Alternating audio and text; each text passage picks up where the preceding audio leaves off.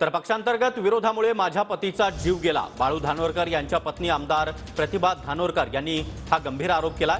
माझ्या पतीचा जीव घेतला, आता ते माझ्या मागे लागलेत, असा गंभीर आरोप त्यांनी केला। दरम्यान मी काँग्रेसची आहे, काँग्रेसमधूनच उमेदवारी करणार, असं देखील प्रतिभा धानोरकर यांनी स्पष्ट केलंय।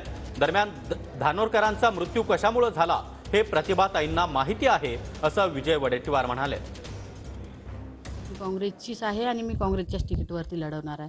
शेवटी आता बोलत असताना आपण पाहिलं असेल की आमच्या पक्षात अनेक लोक आहे की जे माझा विरोध सतत खासदार साहेब गेले तेव्हापासून करत आहे। या विरोधामुळेच आज माझ्या नवऱ्याचा सुद्धा जीव त्यांनी घेतला आणि माझ्याही मागे ते लागून आहे। पण एक जीव गेला, आता दुसरा जाणार नाही याची काळजी मी घेईल आणि हे करत असताना नक्कीच पक्षाचे जे ध्येय धोरण आहे, पक्षश्रेष्ठी जो निर्णय घेईल तो अंतिम निर्णय राहील। आपल्यासोबत बोलण्यासाठी प्रतिभा धानोरकर ताई, आपण आज एक गंभीर आरोप केलाय, नेमका हा आरोप काय आहे, काय सांगा?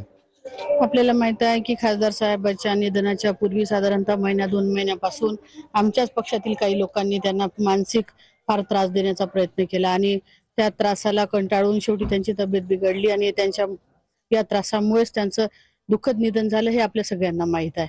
आणि मी जो आरोप केला तो आरोप काही कोणावरती असा म्हणून नाही, पण जे घडलं ते वास्तविकता होती आणि वास्तविकतेचा तो आरोप होता। पक्षांतर्गत असा कोण नेता आहे जो असे षडयंत्र रचत आहे ज्याच्यामुळे मानसिक त्रास झाला, खासदार बाळू धानोरकरचा जीव गेला?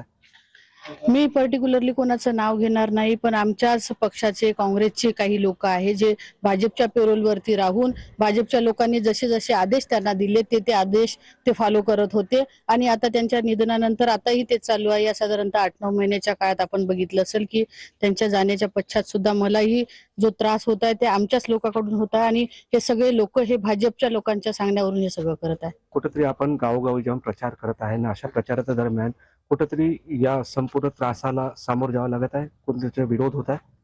नाही, शेवटी त्रासाला समोर जात असताना आता या 8-9 महिन्याच्या काळात खासदार साहेबांच्या निधनानंतर पक्षातील लोकांनी जो त्रास दिला तो त्रास मी सहन करत आहे।